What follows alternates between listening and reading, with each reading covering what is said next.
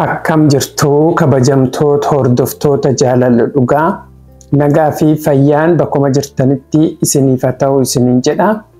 Marree kanaan dura viidiyoo wayii waa'ee jaalalaatti wal qabatee maxxansee ture jechuudha. Namoota viidiyoo sun ilaaliniif kun bakka kana isinii kaa'ee mallattoo as biraa tana tuqaa viidiyoo sun yoo marree mata dureen viidiyoo suniiti jaalalleen ati heerumuu malte maal qabaachuu qabaa yookaan ammoo jaalalleen kee maal qabaachuu qabaa jaalalleen ati heerumuu qabdu maal qabaachuu qabaa qabeenya qabaachuu qabammoo mana qabaachuu qabammoo maal qabaachuu qabaa wanni baay'ee barbaachisaa jaalala keessatti maalii ka jedhu wajjin viidiyoo sun irratti gaafii kaafnee turre jechuudha. Viidiyoo sun as bira isinii ka'a akkuma isiniin jedhe yookaan ammoo jala isinii ka'a. Marree odoo gara viidichaatti hin dabrin dura viidiyoon suni mee maal fakkaata ammoo viidiyoo wayii tokkollee ka argee jira. Sunillee waliin laallaa jechuudha. Viidiyoon sun maal jedhaa ka jedhu wajjin laallaa. Viidiyoo sun walii yaadachiisuu fi viidiyoon sun kun akkana jedhaa jechuudha. Waliin warra ganaa heerumuu deemu jechuudha. Okay? Jaalalli itti heerumtu jaarsa itti heerumtu sun mana qabaa? Makiinaa qabaa? Birrii qabaa? Hojii dhaabbataa qabaa? Hin qabu. Moo qaba? Hin qabu. Maal godhatti itti heerumtaa? Maal gochuudhaaf? Maalirraa qabdu? Moo situu biyya Arabaa dhufee isa biyya keessa teessisee jiraachisuuf nama jaalalaaf ta'u miti namni birrii hin qabu. Yoo rakkinatti galuu barbaadde mana jireenya bareedaa jiraachuu dandeessa. Malkii isa kana guutarratti ashaaroo fuutee deebitee baata. Mataa dhukkubbisu karbashtaaf qabsiistee gadi malee jaalalluun jiru. Manni nyaanni hin jirre jaalalli hin jiru buleetti. Anitu nyaata garaa kottuu guuttatee uffadhee dhiqadhee dibaddee gadi ba'een sin jaaladha jedhee.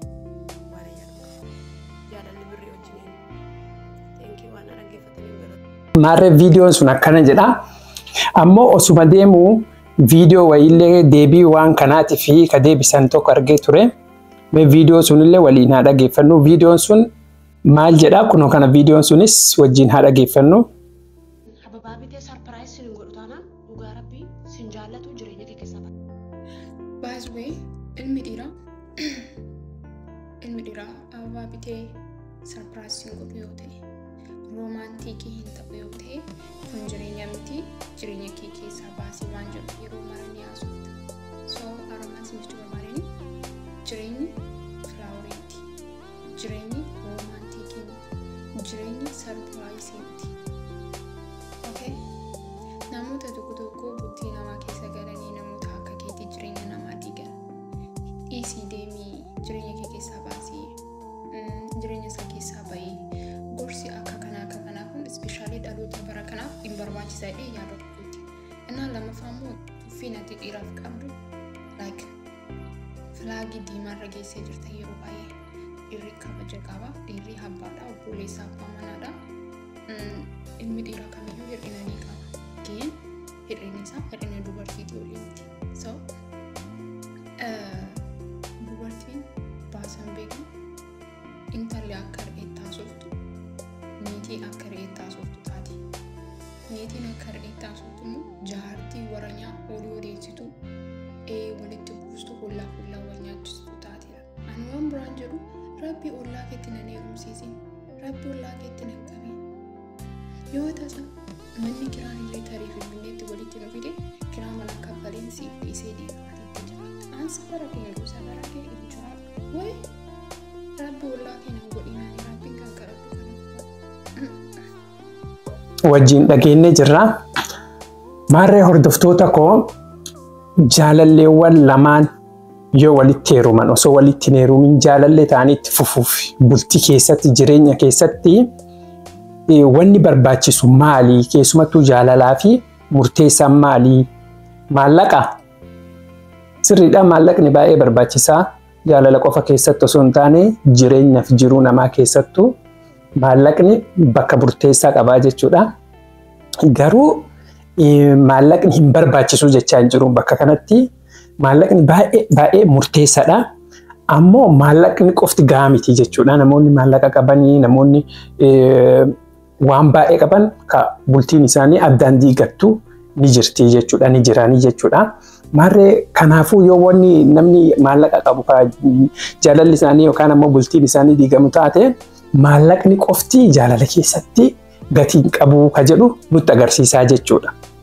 Kabira ammoo jaalalleewwan yeroo wal kaadhimatan yookaan ammoo yeroo wajjin bultii ijaarratan sodaa Rabbii qabaachuu, amantii qabaachuu illee baay'ee murteessaadha. Garuu amantiin qofti barbaachisaadha jaalala keessatti.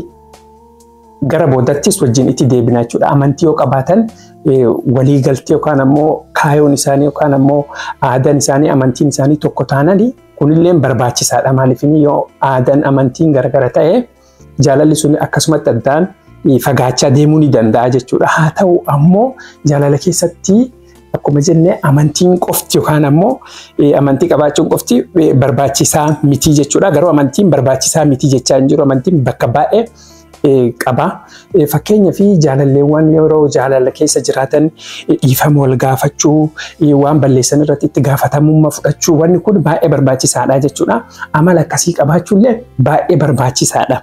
Hojjetanii of jijjiiruu, nama hojii qabaata ta'uu, nama galii wayii bakka galii wayii argatu yookaan ammoo wal gargaaree jireenya ofii kana utubee maallaqaan karaa qarshiitiin karaa dinagdeetiin warra jiraachuu danda'ullee yoo ta'an baay'ee barbaachisaadha jechuudha. Garuu haa ta'u fakkeenyaa fi jaalala keessatti hiriyoonni walii galanii jiraachuudhaa fi wannummaan armaan olii kun hunduu qofti gahaa miti jennee jirra.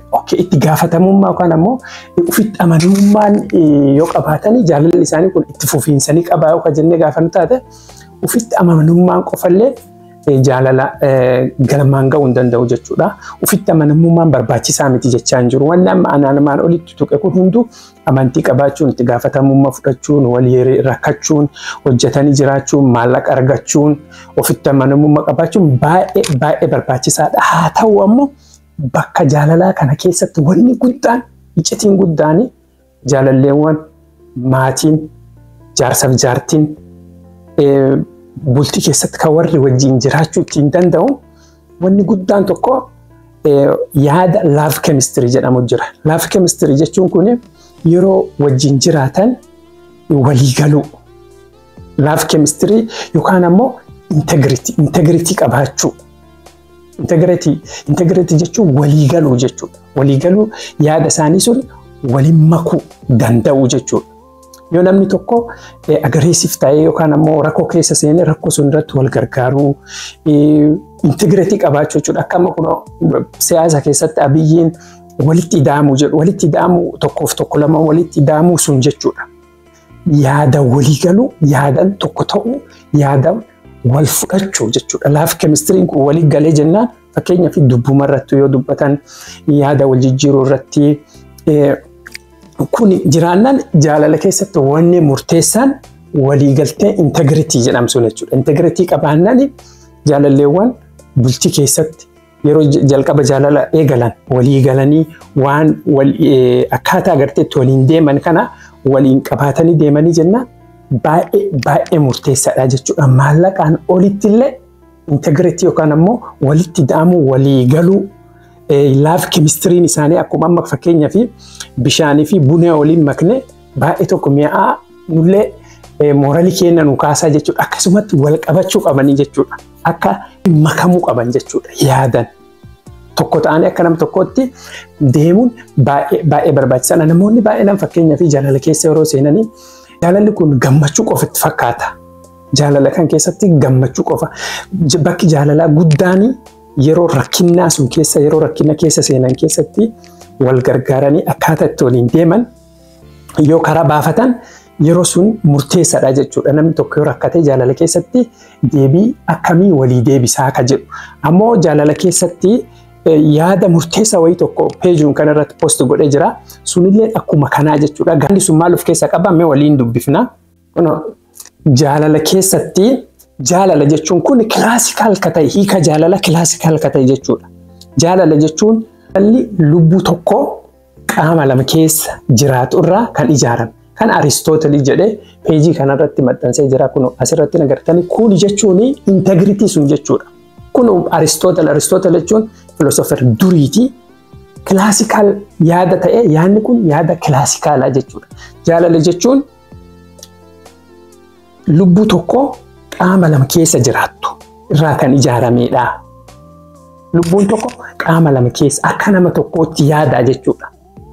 Yoo tokko rakkoo fi kan wal gargaaranii jiraachuu jechuudha. Integratiin sun kun hiika jaalalaa guutumaa guututti of keessaa qaba jechuudha. Jaalala. Maallaqni qofti yookaan ammoo waan ijaan argamu kan qofti qabaachuun jaalala keessatti gahaa miti. Garuu waliigalteen kun jiraachuu qabaa jechuudha. Baarree hordoftoota koo viidiyoo kanarraa waa hedduu akka barattan abdii guutuun qaba. Ammoo namoonni chaanalii kanaaf haaraa taatan sabiskiraayib gochuun dagatinaa. Viidiyoon kun isinitti tola laayik gochuun dagatinaa. Hanga viidiyoo biraatti wal agarrutti yeroo gaarii qabaadhaa. Nagaan.